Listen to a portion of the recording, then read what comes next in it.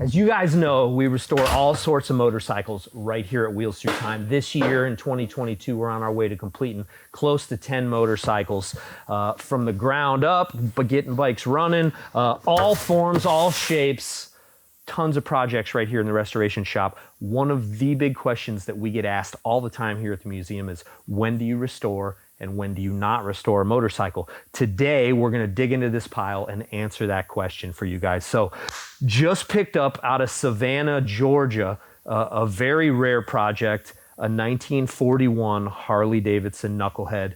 1941 was the first year for the FL engine, 74 cubic inch bike. So the Harley-Davidson FL still produced today, and 1941 was the very first year that Harley bumped up its displacement for the famous Knucklehead engine. I know you guys know that we love Knuckleheads here, and this bike is as special as just about any of them that'll be on the floor here at Wheels Through Time. So parts galore inside of this.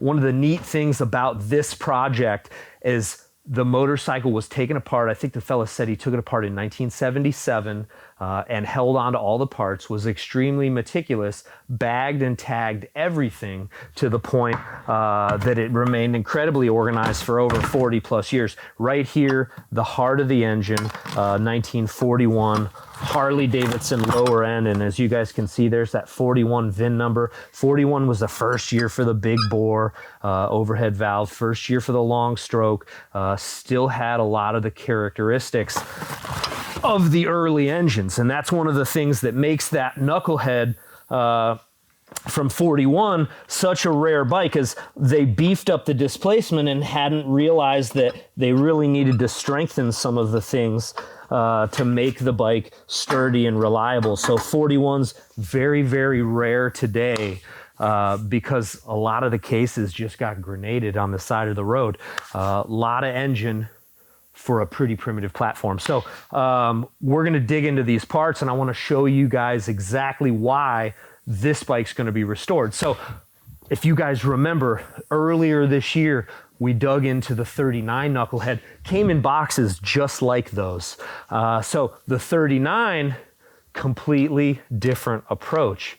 So although they started out very much the same, we're going two totally different avenues on these bikes. So a lot of factors play into that. Fit, finish, exactly what parts were there and what parts weren't there. So in this instance, this bike was taken apart to be restored, and they ended up blasting the frame and priming. Now, one of the things that really makes up our minds here is what the parts look like in their current state. This sort of finish, you couldn't replicate this finish in a million years, and it's gonna make for quite a bike. So when we pulled this bike out, we started looking through all this stuff. It had all the rare 1939 stuff, you know, couple year only gas tanks, 1939 only handlebars, got the right headlight, got all of the 39 fenders and the trim. I mean, this stuff here, guys, so incredibly hard to find, and it all kind of had that uniform finish. Now, this bike was in a fire, and you can see kind of that smoke tarnishing on the taillight, ultra cool bumper, you know, chrome crash guards that have been a little tainted. Only thing that's not the same finish on this bike is that toolbox, and that's a couple year only toolbox. May have been primed at a later time, I'm not 100% sure. So another reason that we decided to leave this bike just as it was the lower end was pretty much together and the transmission was complete. So this transmission, when we got it, had probably an inch of grime all over it. It's really just like we like to find them, greasy, grimy. When they're dried out, things get a little scary. This setup was an easy rebuild. I took it apart and put it back together in a day. Now the 39 transmission, I know you guys might have heard me talk about it before. Come over here to the shift gate, Steve. You can see what makes these so crazy. In 1939, they put neutral in between second and third, excuse me.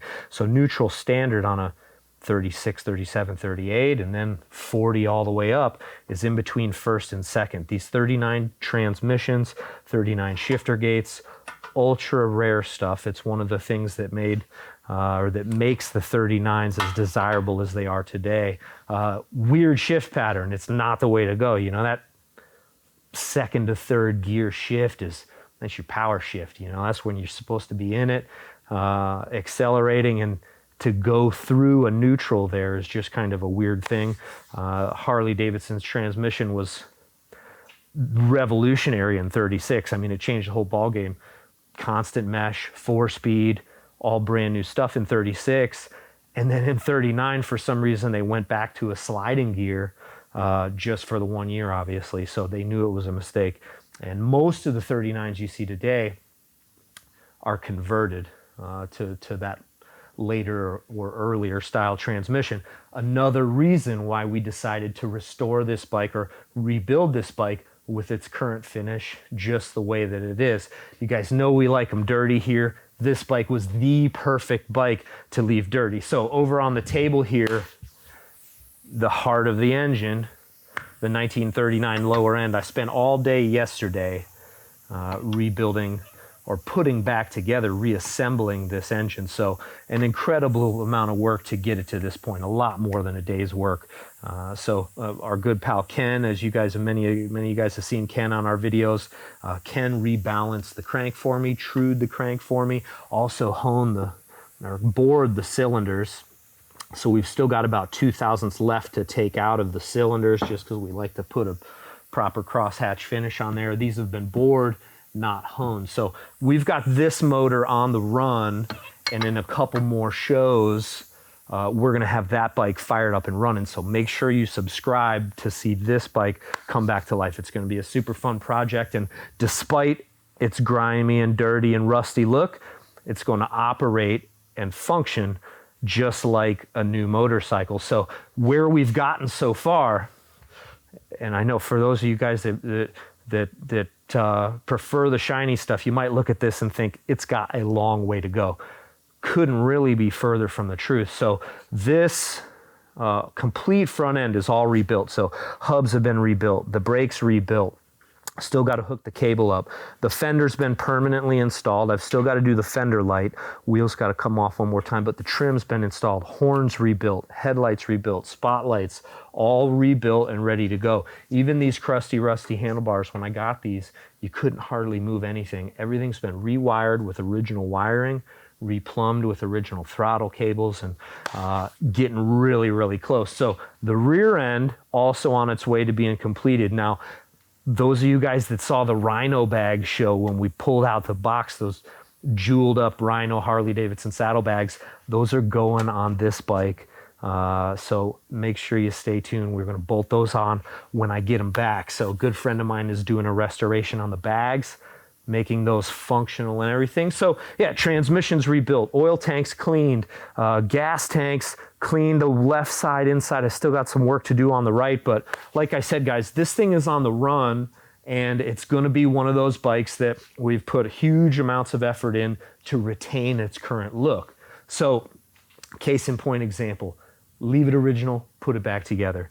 Now, when it comes to restoring a motorcycle, this bike, even though it came out of the boxes just like that one, or is coming out of the boxes just like that one, there's a lot of work to do. So this frame, it's been reprimed.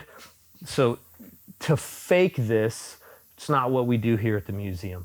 You know, there are guys out there that could repaint this thing black and make it look original paint. The frame is so perfect that it's one of those projects that ace for restoration. So what we're looking at too, 41 was such a cool year. It's a transitional year for a lot of parts. So 1941 fork, it's brazed up top. Geez, what else is in here? There's crash guards. Goes through some of these other boxes. Now there were extra parts, which is my favorite thing, is extra parts from 1952 hand or foot shift gas tanks. Got the wheels. Another reason, guys, why these bikes come apart and they get restored. This rim was bent and dinged up. You can see where it's been crushed there. This wheel's intact, but the chrome is rusty. This one here is to relace it. You got to find a whole new rim. So what we're going to do is, one more reason why what we're going to do is take that rebuild approach. So our restore approach. What else do we got in these boxes, guys? This is my favorite thing. It's like Christmas, and when you get a chance to chase down a project like this, how complete it is a big factor. on your interest level. And the neat thing about this, every piece to the bike was in there. So you've got your brakes, incredible original paint backing plate, but crossover shaft, original exhaust pipes, brake pedals, seat tees. There's that other hub. There's a couple extra hubs in here too. Clutches, original chrome exhaust pipes. The seat was recovered, so obviously that one needs dressed up. And a couple extra crash guards. Again, guys, great parts, but they're not perfect. That 39, when it came out of the box, the boxes, every piece was perfect. Primary cover, the inner primary needs work. Rear stand, chrome's flaky. Got the wrong exhaust pipe, rare pipe, but the wrong pipe. So we're gonna have to find a new 41 pipe. There's the transmission. Looky there. So this is a outer primary, flaky chrome, great on a dirty bike, but in this instance, this is all gonna have to be reworked. Great as shape as it is physically, they're always beat up down here. And this is not too bad.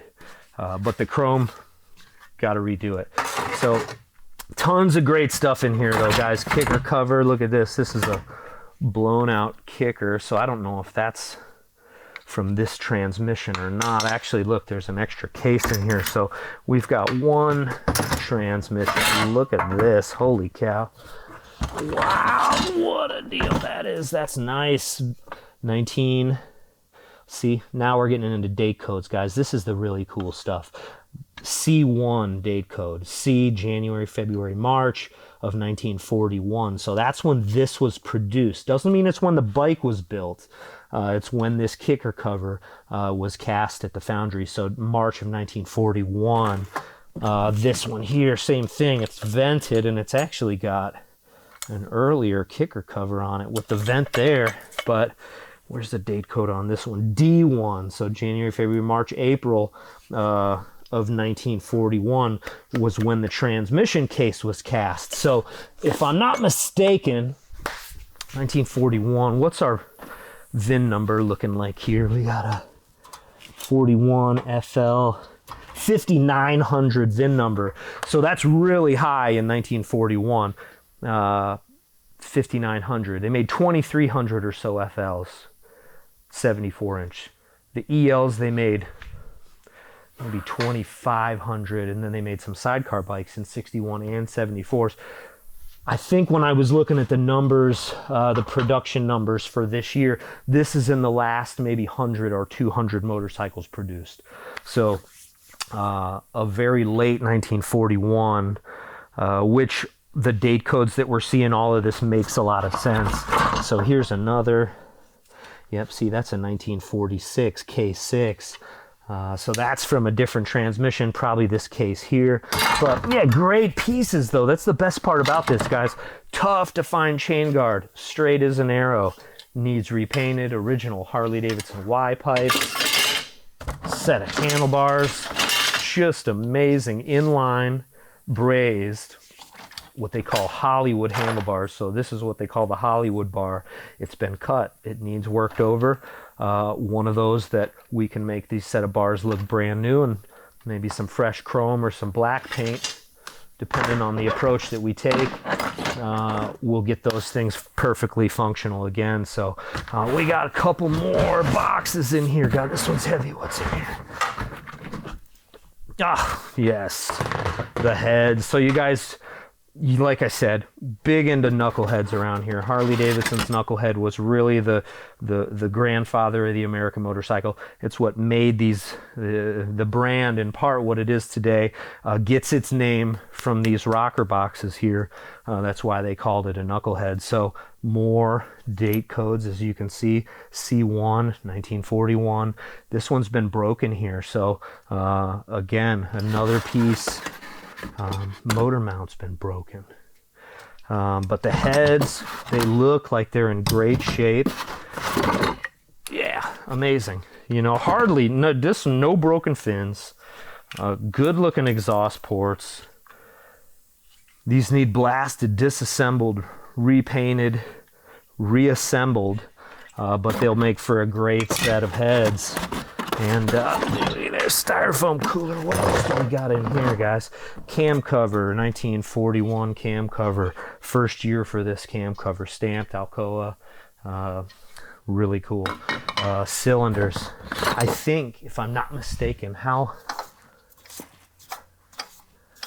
you gotta be kidding. There's no numbers on those pistons, which means these cylinders are standard bore. And they're 1941 cylinders. Unbelievable. 41 cylinders are impossible to find. Impossible to find. They've got the date code actually there on the side. And guys, this is the moto nerd stuff that we really get into. One of the things that separates a really top-notch 1941 from your average 41. Things about these motorcycles, they got used hard, and parts were broken. Parts were replaced. It happens all the time. It doesn't make it not a worthy bike, but when all the parts are the parts that these bikes left the factory with, it sets it apart really from a lot of the other stuff out there. So these cylinders, one of the things, you just can't find this stuff. And a guy that might have a 41 with the wrong cylinders, to find these cylinders is pretty much impossible. Same. This one here, you can see where they machined it off to get the cylinder base stud in there, but that is the original casting code, the casting tag there that they made. So, oh god, this stuff is so cool. This is really a great bike, and I saw in the photos that the fella sent, it was a nice motorcycle, but the deeper we dig into this stuff, guys, the more we can see what a quality motorcycle it was. Oh yes, this is the box here. This is the gingerbread box. So original 1941 headlight. You can see made by the Guide Company, the Cycle Ray headlight. Still got the original lens in there. Really cool Cycle Ray headlamp. Want to be super careful with this. Wow, where are we going to put it? 1941 to 46 gas tanks, the first with the strips here. 40, they came out with the emblem, and look, there's the emblem right there. And then in 41, they added these stainless steel strips right here that go front and back on the gas tank. So great pieces. They did that from 41 to 46. What else do we got in here? There's the original dash. Beautiful dash, and then an extra one. So again, guys, moto nerd stuff. First glance, they look the same, but what we're looking at is right in here, this V is one of the things that distinguishes the early dash. They used the cat eye dash from 39 to 46. The first couple years, they had this really pronounced V right in here. And then I think in 42 or 43, changed the shape of it down here. You can just see the big hump, the V's gone. So this is the original dash for this bike. And then at some point, it looks like he might have picked up a spare air cleaner, multiple air cleaners. Really cool. So I just learned this the other day from my pal Matt Olson. 2 air cleaners, first glance, about identical in this one here where the Harley Davidson's rusted through. This is the actual 41 air cleaner. They've got 2 different tags, and the rivets on this 41 air cleaner are similar to the earlier style. So 36 to 9, they had a smaller version of this air cleaner, maybe 36 to 40. In 41, they come out with the 7-inch air cleaner, but they had the early rivets and the early tags. So very rare piece right here. Again, one of those things that sets this bike apart from a lot of the other 41s out there and on the road. The pieces with it are the pieces that, look at this. Wow, original Speedo. Bingo. Harley Davidson, 120 mile. I believe this is the first year for this Speedo face. So obviously going to need to be restored, but nice piece to have. So nickel plated dash base, beautiful. There's another dash base. Look at that with all the original wiring on it. So I'd say this is probably what came off the bike. Now, the bike was running when this fella bought this motorcycle in 1977. Said it smoked like heck on the way home, so he decided to take the thing apart. Here we are 40 plus years later, and it's in boxes right here in the museum restoration shop. So yeah, guys, this is what we live for. Fender lights, 9-bolt horn. The horn is, these are impossible to find. Another one of those parts that's just incredible. Yeah, guys, all the small stuff. Lenses, foggy lens. You got the crown nuts, bearing races. What are these? These are more of the stainless strips, a whole box. There's a bunch of nuts and bolts and hardware. This one here, guys, oh my God. This is the stuff I really get excited about. These two pieces here are so incredibly hard to find. This is what we call the squash bird. I think 1940, maybe 1941, accessory stuff only. Most bikes did not have these.